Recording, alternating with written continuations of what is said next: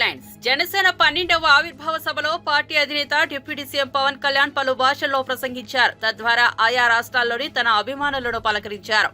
Senior నాయకుడు కొనతాల చెప్పినట్లుగా నేడు హోలీ పండుగ రోజు జనసేన జైకేతనం సభ ఒకే రోజు రావడం యాదృచ్ఛికం కాదు, అది భగవంతుడి నిర్ణయం అని పేర్కొన్నారు. ఇతర రాష్ట్రాల్లోనూ తనకు అభిమానులు ఉన్నారని వెల్లడించారు. ఇటీవల తాను తమిళనాడులో షణ్ముఖ యాత్ర చేసినప్పుడు మీ ప్రసంగాలు చూస్తుంటామని అక్కడి వారు చెప్పారని వెల్లడించారు. మహారాష్ట్రలో పర్యటించాలని దేవేంద్ర ఫడ్నవీస్ కోరారని, హర్యానాలోనూ పర్యటించాలని కోరానని వివరించారు.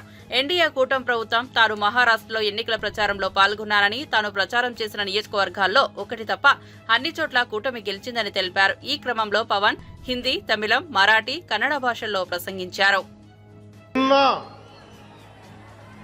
ఇల్లేమో దూరమైన, చేతిలో దీపం లేకపోయినా గుండె ధైర్యమే కవచంగా ధరించిన వాణ్ణి కనుకే అన్ని ఒక్కడే అయి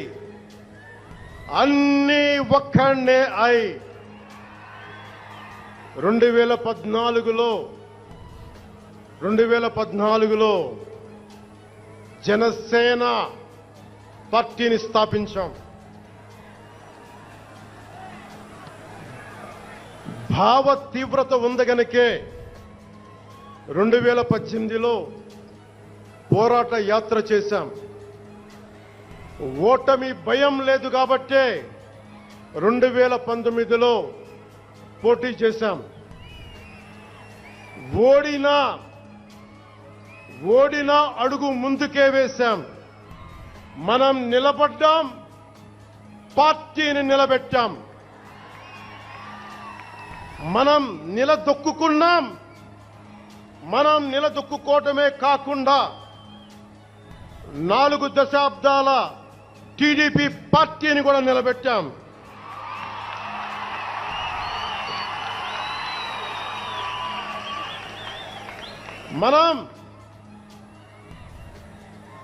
మనం ఓడినప్పుడు 2019లో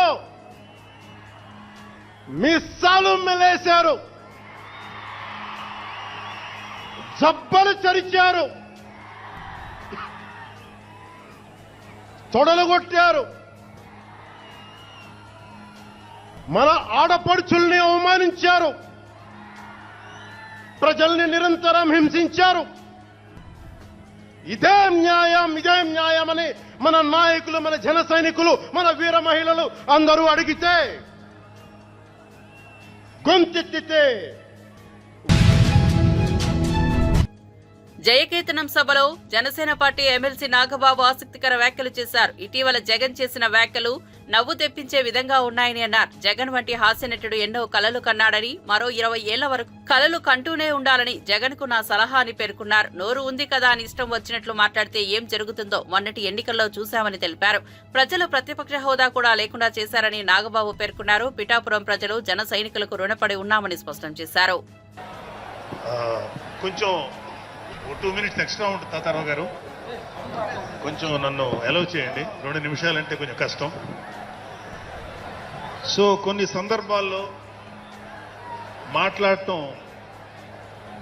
మాటలు కరువు అవుతాయి, ఏం మాట్లాడో అర్థం కాదు. ఎందుకంటే ఒక సంవత్సరం, దాదాపు 9 నెలలు 10 నెలల క్రితం మనం అధికారంలో లేవు. అప్పుడు మనకి ఎలాంటి విషయాన్నైనా, ఏ విషయాన్నైనా తీవ్రంగా మాట్లాడగలిగేటువంటి శక్తి ఉంది. కానీ ఇప్పుడు అధికారం వచ్చిన తర్వాత మనం ఒళ్ళు దగ్గర పెట్టుకొని చాలా కేర్ఫుల్గా ఉండాలి.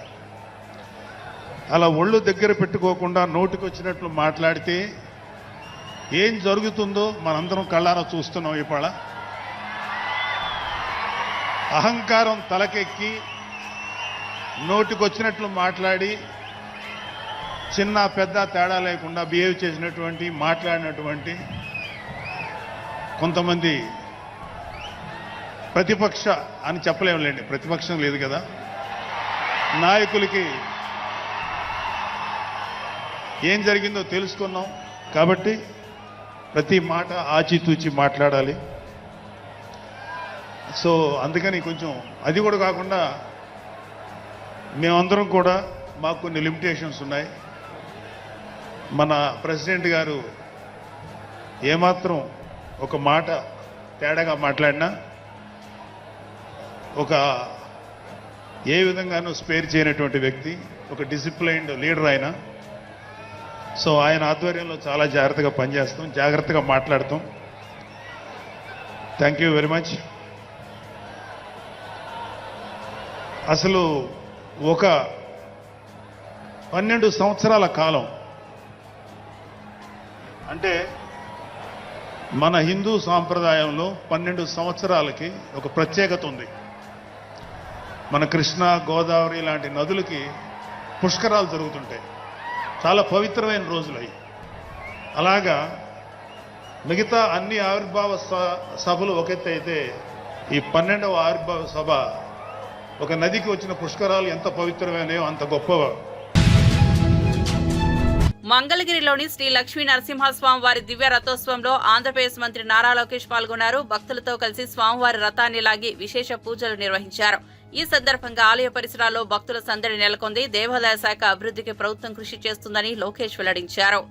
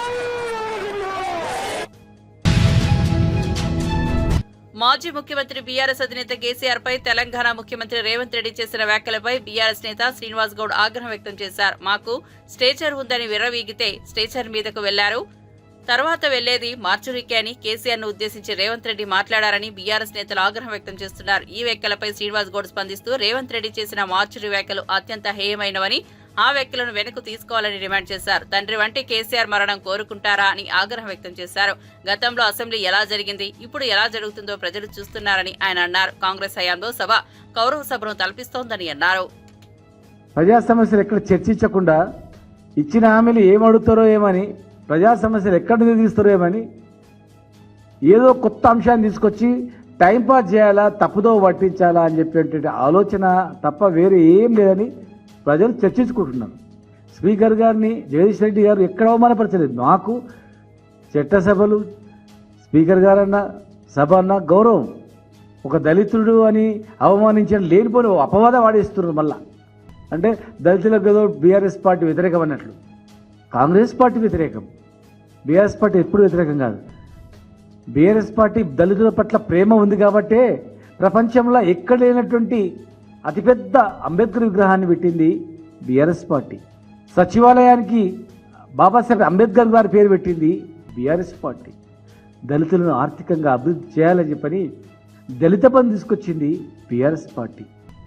దళిత విద్యార్థులను విదేశీ విద్య పేరు మీద విదేశాలకు పంపాలని చెప్పని 20 లక్షల రూపాయల ఆర్థిక సాయం అందించి వందలాది మందిని పంపించింది బీఆర్ఎస్ పార్టీ. ఇంకా ఎన్నో కార్యక్రమాలు దళితులకు చేసినటువంటి చరిత్ర బీఆర్ఎస్ పార్టీ ఉంది. అంబేద్కర్ విగ్రహాన్ని అతిపెద్ద విగ్రహం పెడితే కనీసం అంబేద్కర్ విగ్రహాన్ని జయంతి రోజు వర్ధంతి రోజు అన్న ఒక పెద్ద పూలమాల ఇద్దామని చెప్పి కూడా అనలేదు. ఇస్తామన్న దళిత బంధు ఇంతవరకు ఇవ్వలేదు. బీసీలకు ఇస్తారంటే హామీలు నెరవేరలేదు. ఈరోజు శాసనసభ నడుస్తుందంటే ప్రజా సమస్యల మీద చర్చ పెట్టాలి కానీ అసలు ఏమనంది కట్ చేసి దళిత స్పీకర్ కనుక అవమానపరిచిందని చెప్పి సభను వృధా చేయడం, తప్పుదో పట్టించడం, ఆ సమస్యలు చర్చించకుండా దీనిపైన కొనసాగేటట్టు చేయడం, దృష్టి మళ్లించడానికి మాత్రమే ఒక ట్రిక్ చేసినటువంటి కుట్ర తప్ప స్పీకర్ గారు అవమానపరిచినట్టు ఎక్కర్లేదు. టోటల్ లైవ్ చూపించమని చెప్పండి, ఎక్కడ అవమానపరిచిండ్రు, ఏం జరిగిందో. అలాంటిది ఏం లేదు. 165 అడుగుల విగ్రహాన్ని పెడితే కనీసం ఒక్క రోజున పోయి అక్కడ ప్రపంచ పర్యాటకులు వచ్చి చూసిపోయేటువంటి పరిస్థితి ఉన్నటువంటి దాన్ని కప్పిపడేసిండ్రు. ఈరోజు మేము ఛాలెంజ్ చేస్తూ ఉన్నాం, నిజంగా అవమానపరిచే ఫుటేజ్ బయట పెట్టండి, టోటల్గా కట్ చేసినే కాకుండా. స్పీకర్ గారే వారు కూడా జనసేన పార్టీ 12వ ఆవిర్భావ సభ పిఠాపురం మండలంలోని చిత్రాడ వద్ద ఏర్పాటు చేశారు. జయకేతనం పేరిట ఏర్పాటు చేసిన ఈ భారీ సభకు లక్షలాదిగా జన సైనికులు, వీర మహిళలు తరలివచ్చారు. ఈ కార్యక్రమంలో జనసేన పార్టీ రాజకీయ వ్యవహారాల కమిటీ చైర్మన్ మంత్రి నాదెండ్ల మనోహర్ ప్రసంగించారు. నాడు మన నాయకుడు పవన్ ను అనేక ఇబ్బందులకు గురి చేశారని, ఆ రోజులను మర్చిపోలేమని అన్నారు. కష్ట సమయంలో ఆర్థికంగా నిలబడలేని వ్యక్తులు కూడా పార్టీ కోసం నిలబడ్డారని నాదెండ్ల పేర్కొన్నారు.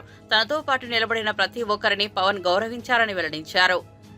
ఏ విధంగా పవన్ కళ్యాణ్ గారి నాయకత్వాన్ని మీరు నమ్మి మమ్మల్ని అందరినీ కూడా మీరు ముందుకు తీసుకొచ్చారో దానికోసమే ఈ సభ. ఇది పవన్ కళ్యాణ్ గారికి కృతజ్ఞత చెప్పాలి, పిఠాపురం ప్రజలకి కృతజ్ఞత చెప్పాలి, మన జన సైనికులకి, వీర మహిళలకి కృతజ్ఞత చెప్పుకోవాల్సిన సందర్భం ఇది. 11 సంవత్సరాలు పూర్తయినాయి, 12వ సంవత్సరంలోకి అడుగు పెడుతున్నాం. చాలా కష్టమైన ప్రయాణం, అనేక అవమానాలు, అనుమానాలు, సమయం సందర్భం లేకుండా మన నాయకుడిని అనేక సందర్భాల్లో ఇబ్బంది పెట్టిన రోజులు మనం మర్చిపోలేం. ప్రతి ఒక్కరిని గౌరవించారు ఆయన. తనతో పాటు నిలబడి ప్రయాణం చేసిన ప్రతి ఒక్కరిని గౌరవించారు. కొంతమంది నిలబెట్టుకోలేకపోయారు. కానీ ఒక నమ్మకంతో ఈ ప్రస్థానం పవన్ కళ్యాణ్ గారితో చేసేది మనం మన రాష్ట్రం కోసం, మన ప్రజల కోసం, మన బిడ్డల భవిష్యత్తు కోసం అని నమ్ముకున్న ప్రతి ఒక్కరు కూడా ఈ రోజున ఇంత అద్భుతంగా మీ ముందున్నాం. అసలు ఈ పార్టీ ఏంటి అన్న వాళ్ళు ఈ రోజున ఇదిరా పార్టీ అంటే అనే లెక్కకి ఈరోజు జనసేన పార్టీ ఎదిగింది. దాని వెనక కష్టపడి జెండా మోసిన మన జన సైనికులు, సొంత కుటుంబంలో కూడా అనేక సందర్భాల్లో 500 రూపాయలు క్రియాశీలక సభ్యత్వం కట్టాం అని చెప్పడానికి కూడా పాపం ఇబ్బంది పడి ఆర్థికంగా నిలబడలేని వ్యక్తులు కూడా పార్టీకి నిలబడ్డారు. మర్చిపోలేని సంఘటనలు, మర్చిపోలేని కార్యక్రమాలు. జనసేన పార్టీ మాత్రం ఎప్పుడు కూడా ప్రజల పక్షాన నిలబడింది, మీకోసం నిలబడింది. పవన్ కళ్యాణ్ గారు ఒకటే మాట అన్నారు, 2017-18 సమయంలో నేను పార్టీలో చేరే సందర్భంలో అసలు మన భవిష్యత్ ఏంటి అని అనుకున్నప్పుడు పదవుల గురించి కాదు మేము మాట్లాడింది.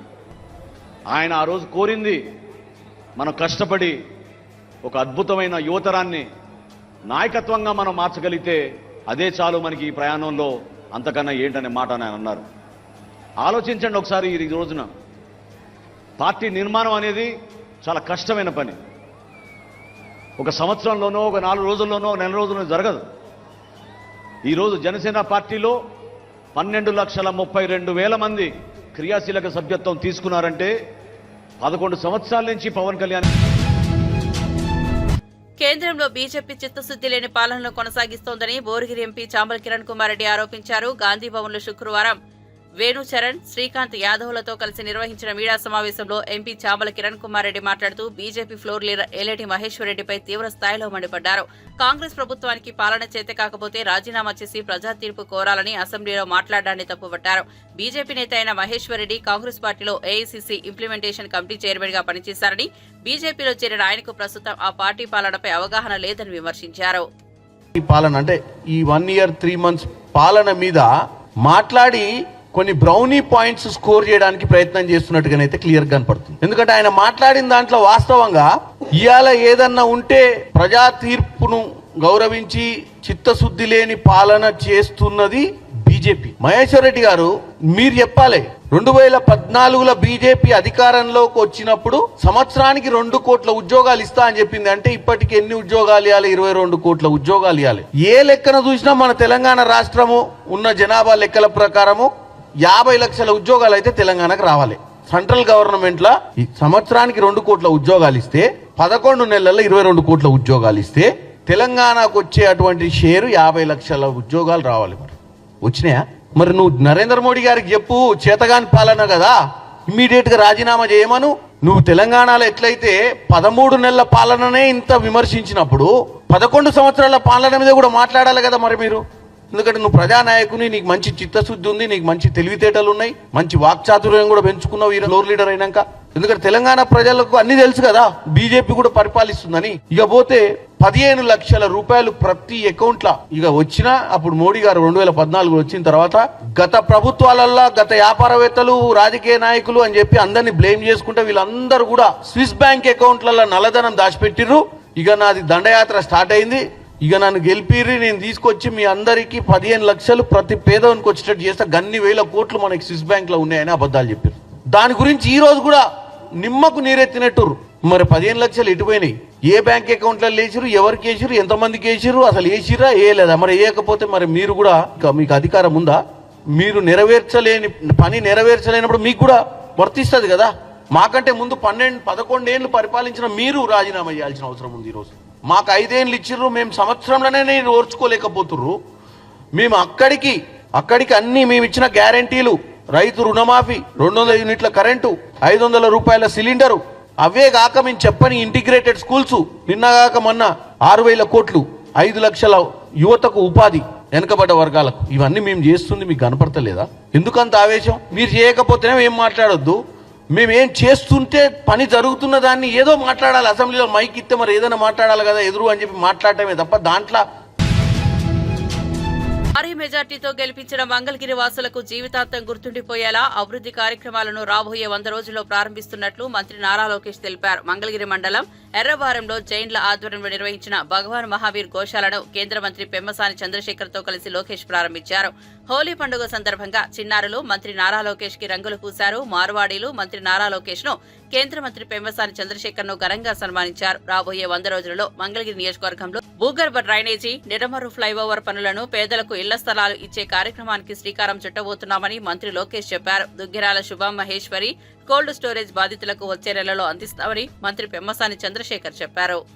పెరగకూడదు అనేది ఒక లక్ష్యంగా పెట్టుకున్నాం. ఎందుకంటే దానివల్ల ప్రజలు అనేక ఇబ్బందులు ఎదుర్కొన్నారు. గోశాలలు పెడితే బాగుంటుందన్న లక్ష్యంతో మన కూటమి ప్రభుత్వం పనిచేస్తుంది. ఇప్పటికీ మొదటి విడతలో సుమారుగా 5,000 మందికి ఇల్లు పట్టాలు ఉగాది తర్వాత ఇవ్వాలనే లక్ష్యం పెట్టుకుని మేము పనిచేస్తున్నాం. ఈ రోజు కేంద్రంలో పెమ్మసాని చంద్రశేఖర్ గారి సహకారంతో రైల్వే మంత్రి గారిని మేము కలిసినప్పుడు, రైల్వే భూముల్లో మాకు రెగ్యులరైజ్ చేయాలని మేము కోరినప్పుడు అనుకూలంగా మంత్రి గారు స్పందించారంటే దాని వెనకాల పెమ్మసాని చంద్రశేఖర్ గారి కృషి చాలా చాలా ఉంది. ఆయన నవ్వచ్చు ఇప్పుడు, కానీ ఆయన కృషి చాలా చాలా ఉంది. అది ప్రజలు దయచేసి గమనించాలి, గుర్తు పెట్టుకోవాలి. అంతేకాదు రైల్ ఓవర్ బ్రిడ్జ్ కూడా, నిడమర్ గేట్ దగ్గర రైల్ ఓవర్ బ్రిడ్జ్ కూడా పెమ్మసాని చంద్రశేఖర్ పర్సనల్ గా తీసుకుని ఫాలో అప్ చేసి అది ఇప్పుడు బోర్డు వరకు తీసుకొచ్చి పనులు కూడా త్వరలో ప్రారంభించబోతున్నాం. అంతేకాకుండా ఈ ఇళ్లు పట్టాలు ఇచ్చేదానికి రీటైనింగ్ వాల్ కట్టాలనేది ప్రజలు మహానాడు ప్రాంతంలో వెళ్ళినప్పుడు కోరారు. దానికి నిధులు కేటాయించాం, డిజైన్లు అవుతున్నాయి.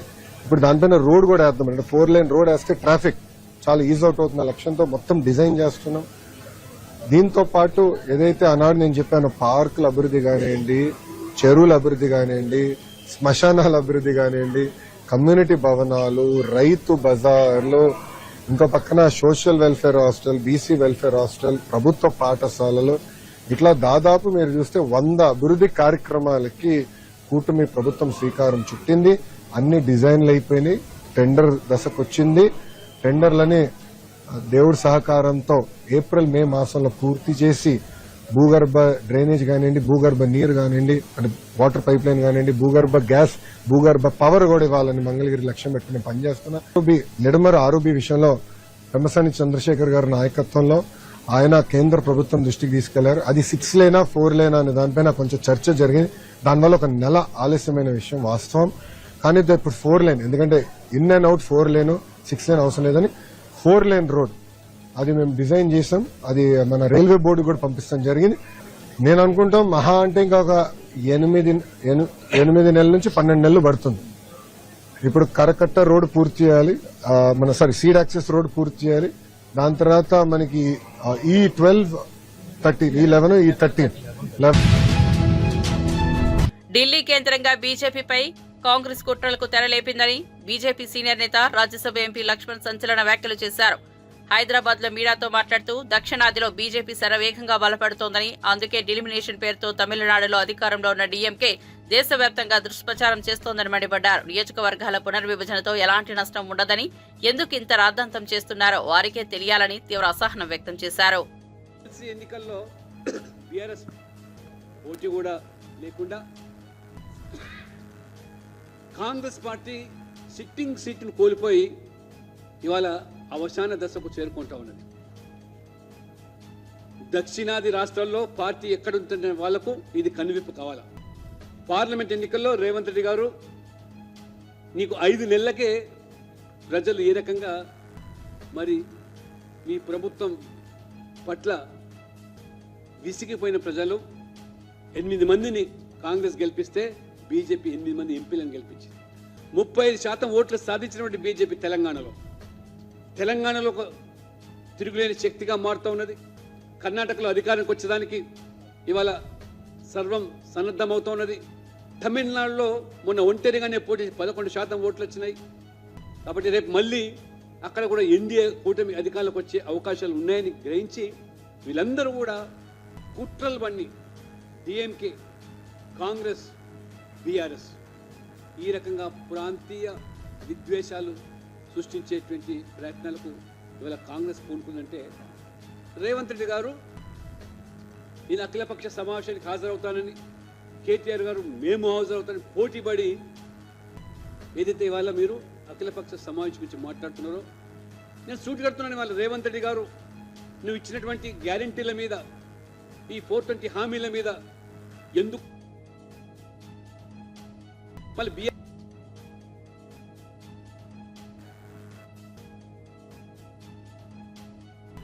మొత్తం నట్టేట్లో ముంచేసి ఈ రకంగా సంవత్సరం లోపలనే మోసం చేసిన, దగా చేసిన పార్టీని మరి నిలదీయాల్సింది పోయి ఇవాళ బీఆర్ఎస్ కూడా వంత పాడుతున్నదంటే తెలంగాణ ప్రజలు అర్థం చేసుకోవాలి.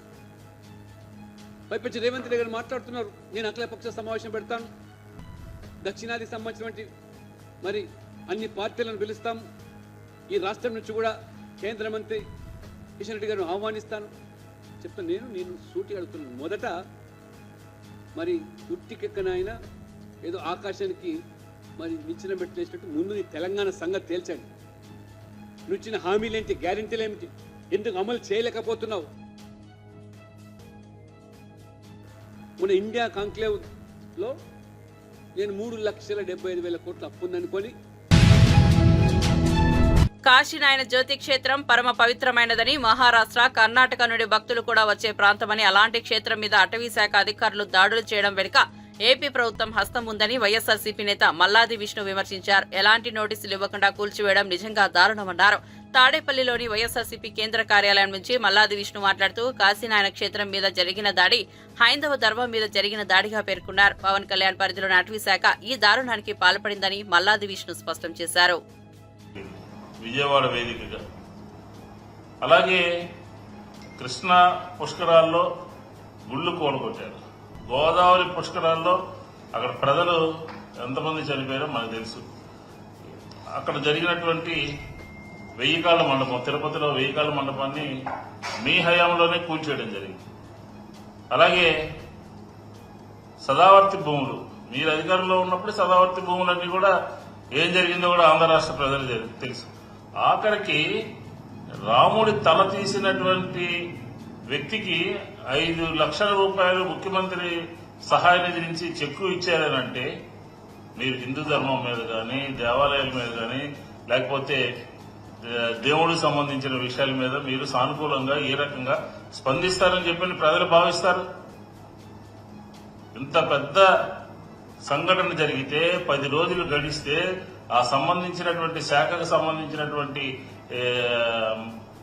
సనాతనవాదిని అని చెప్పుకునేటటువంటి పవన్ కళ్యాణ్ గారు ఎందుకు మాట్లాడేదో చెప్పాలి.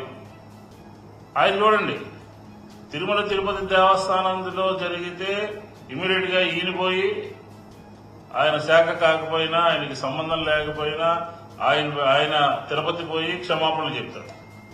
ఈయన శాఖలో జరుగుతున్నటువంటి విషయాల మీద ఆయన మాట్లాడారు. అదే లోకేష్ గారు ఆయన శాఖకు సంబంధం లేకపోయినా, ఆయన శాఖ కాకపోయినా అక్కడ దానికి ఆయన క్షమాపణలు అడుగుతారు. ఏంటి ద్వంద్వ విధానాలు? ఏంటి మీ ప్రభుత్వంలో జరుగుతున్నటువంటి కార్యక్రమాలు ఏంటి? జగన్మోహన్ రెడ్డి గారి మీద 5 సంవత్సరాల ప్రభుత్వంలో ఎక్కడ ఏం జరిగినా గొడవ చెల్లేటటువంటి కార్యక్రమం తీసుకున్నారే? ఎవరు హిందూ ధర్మాన్ని కాపాడతారు? ఎవరు సనాతన ధర్మాన్ని కాపాడతారు? ఎవరు ఆంధ్రప్రదేశ్ లో గో సంరక్షణ చేస్తారు? ఎవరు దేవాలయాల్ని కాపాడతారో ఈ చరిత్ర అంతా చూస్తే, రికార్డులన్నీ చూస్తే స్పష్టంగా అర్థమవుతుంది కదా మనకి. కాబట్టి ఈ జ్యోతి క్షేత్రం మీద అటవీ శాఖ అధికారులు దాడి చేస్తుంటే మౌనంగా ఉన్నటువంటి రాష్ట్ర ప్రభుత్వం నిన్న 10 రోజుల తర్వాత నిన్న మాట్లాడితే ఏం ఉపయోగం ఉంది? కూలగొట్టిన తర్వాత, కూల్చేసిన తర్వాత మేము కట్టిస్తాము, మా డబ్బులతో కట్టిస్తామని లోకేష్ గారు స్టేట్మెంట్ ఇచ్చారు. మనోభావాలు దెబ్బతినవా? భక్తుల యొక్క మనోభావాలు దెబ్బతినవా? ఆధ్యాత్మిక కేంద్రాల మీద ఏ రకమైనటువంటి దాడులు చేస్తా